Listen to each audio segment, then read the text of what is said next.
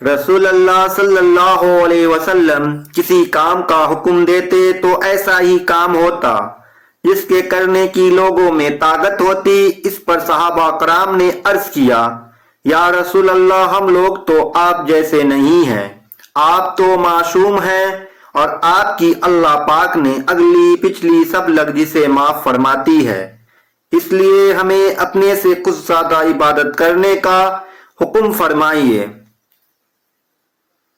یہ سن کر آپ ناراض ہوئے، حتیٰ کہ کف کی آپ کے چہرے مبارک سے ظاہر ہونے لگی۔ پھر فرمایا کہ بے شک میں تم سب سے زیادہ اللہ سے ڈرتا ہوں اور تم سب سے زیادہ اسے جانتا ہوں، بس تم مجھے بڑھ کے عبادت نہیں کر سکتے۔ صحیح بخاری حدیث نمبر 20۔